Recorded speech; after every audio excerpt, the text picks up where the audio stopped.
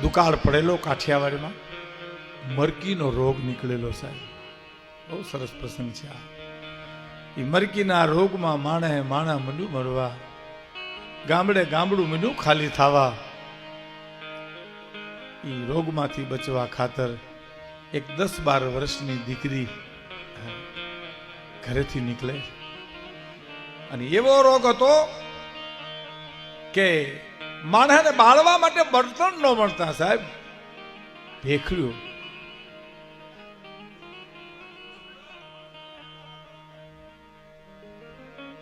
Please શાંતિથી, બધા શાંતિથી સાંભળો, શાંતિથી સાંભળો.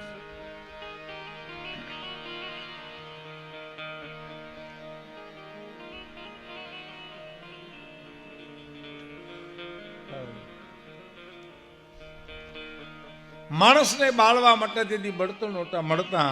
તેથી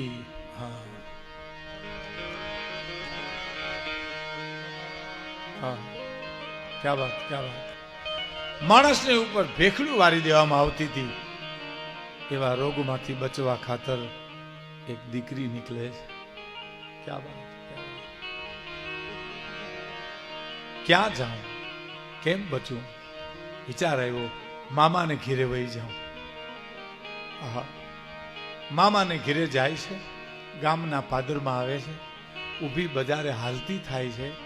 શેરીમાંથી આમ ખડકીમાંથી ગડકીને જ્યાં અંદર જાય મામાને ઘેરે, તાને કાને શબ્દ પડ્યા, કોક મરણ પથારીએ પડ્યું છે. અરે રે, કોકનો જીવ નથી જાતો, કોણ હોય છે આ? જોવા મળી દીકરી 10-12 વર્ષની. એક ખાલી ઓરડો હતો ને, આ બનેલી સોરઠની હકીકત. એક માં પડી હતી સાહેબ, એનો જીવ નહોતો જાતો. પડખામાં 2.5 વર્ષનો દીકરો સૂતો હતો. જીવ જાય આવે, જાય આવે.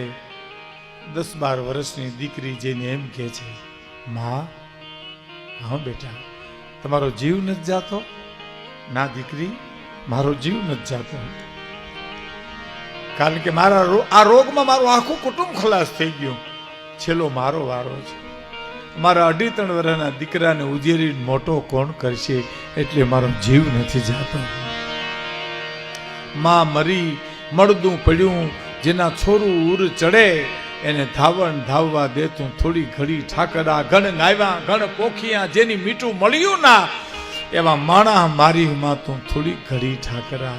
દીકરી, મારો જીવ નથી જાતો. અને સાહેબ, સૌરાષ્ટ્રની 10-12 વર્ષની દીકરી બોલે છે, હે માં, એમ કરીને તારા દીકરાને મને તું વચનથી પરણાવી દે, હું ધણી તરીકે ઉજેરીને મોટો કરીશ. બસ તારા જીવને સદગતિ કરી દે માં, એક વચનથી મને પરણાવી દે. અને સાહેબ, 10-12 વર્ષની દીકરી 2.5 વર્ષના દીકરા હારે એક ડોશીના વચન ખાતર પરણીતી. ડોશીમાનો જીવ નીકળી ગયો, હોયો ગયો માડીનો. અને પછી એ 2.5 વર્ષના ધણીને કાખમાં બેહાડી ગામના પાદરમાં પાણી ભરવા જાતી છે. 2.5 વર્ષના ધણીને કાખમાં બેહાડી અને છાણનો હુંડલો નાખવા જાતી છે. અને બજારમાં બેઠા કંઈક જુવાનો એને પ્રલોભન આપતા હશે કે કેતો ગોરી, તને ઘોઘાના ઘોડલા મગાવી દઉં. અને તેથી આ દીકરી બોલી હતી કે ઘોડલાનો ઓરનાર રે કાનો રમે છે મારી ખેડમાં. નથડીનો ઓરનાર કાનો રમે છે મારી ખેડમાં, ચૂંદડીનો ઓરનાર રે કાનો રમે છે મારી ખેડમાં. અને 10-12 વર્ષની દીકરી બોલી છે કે હું લાચાર છું કે મારો નટવર નાનો કેડમાં બેઠો છે, એટલે તમે મને એમ કહો ને કે નગરની ચૂંદડી મગાવી દઉં, નથડી મગાવી દઉં, ચિત્તલની ચૂંદડી મગાવી દઉં. નકર તાકાત છે કે તમે મારે હામી આંખ ઊંચી કરી હગો? એ લાચાર છું કે નટવર નાનો મારી કેડમાં રમે છે. આ ગીતના ઊંડાણ છે સાહેબ. હા, અમુક ગીતોને તમે ન સમજો તો સુધી મજા જ ન આવે. હવે દાખલા તરીકે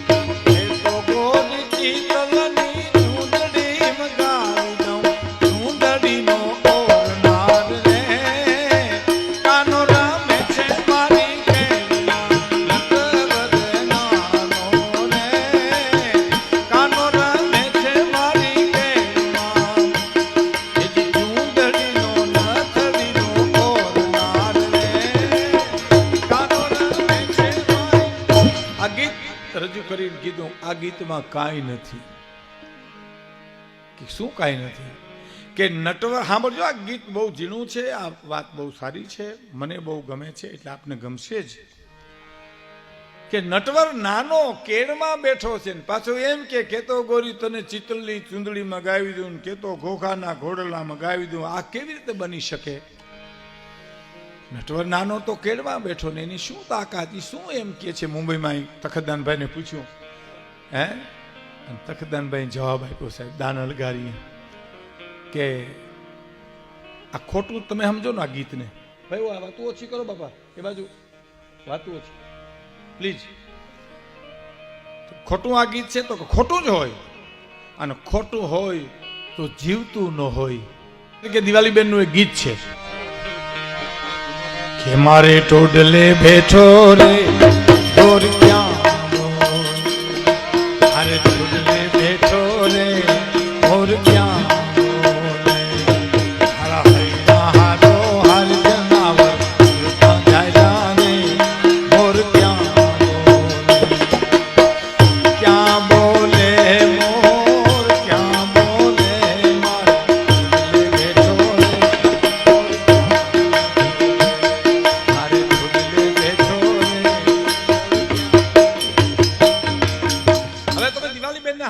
મનોરંજનનું ગીત નથી, આ ગીત વિરહનું છે, વેદનાનું ગીત છે. એ શું કે છે સાંભળો. મારે ટોડલે બેઠો રે મોર ક્યાં બોલે, ક્યાં એમ ક્યાં કે છે? ક્યાં બોલે તો તમે કયો છો ટોડલે બેઠો છે, પછી ક્યાં બોલે એની ક્યાં વાત રહી? તમે જ એમ કહો છો ટોડલે બેઠો રે, પણ ગીતની મજા શું છે ખબર? કે મારે ટોડલે બેઠો રે મોર ક્યાં બોલે, બેઠો પણ ક્યાં બોલે? હે, મારે ટોડલે બેઠો રે મોર ક્યાં બોલે. વિરહનું ગીત છે સાહેબ. મારે ટોડલે બેઠો પણ ક્યાં બોલે છે. ને એક બીજું ગીત જો તમે સાંભળ્યું હોય તો આપણે ત્યાં ગવાય છે, સરસ ગીત છે. એને તમે સમજો તો જ મજા આવે, બાકી અણસમજણમાં વયું જાય તો અધર વયું જાય. કે છે લહલ કે રે હિંડોણી માથે હેલ લેની છે, છે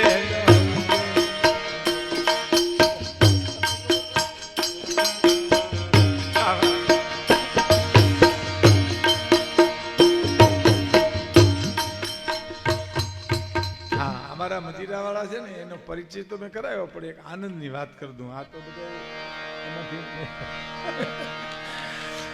આમાં પાસ થઈ ગયા છે એ પરીક્ષામાંથી, એટલે વાંધો નહીં. નકર મજીરા વગાડે ને એની સગાઈ કરવામાં તકલીફ બહુ પડે.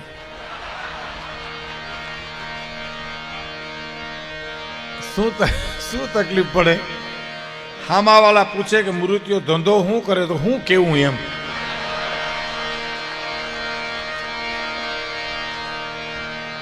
કારણ કે આ વગાડી કેવા જેવું તો નથી.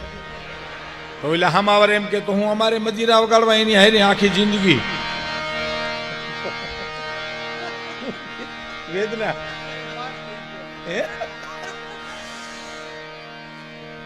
એટલે આ ગીત સાંભળજો કે છે લહલ કે રે હિંડોણી માથે હેલ લે છે, મારે ભરવા સરોવરિયા નાની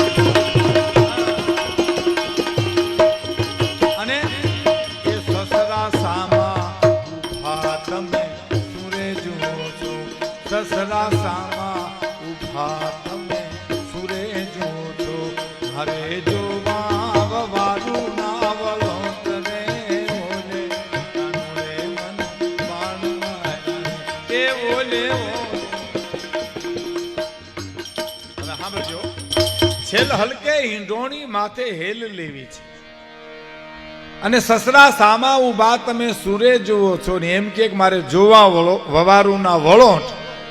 સસરો જો વવારું ના વળોટ જોવે તો એને ભડાકે ન દેવો જોઈએ.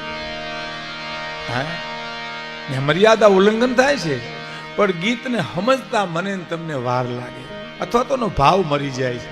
એ શું કે છે બાઈ કે સસરા સામારે ઉભા તમે શું રે જુઓ છો, એના પતિને કે છે સસરા ઉભા હામાં અને તમે ટગર ટગર હું જુઓ છો હામાં.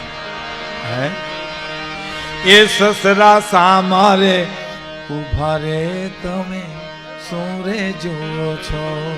પછી કહેવાય કે મારે જોવા વારું ના વળો રે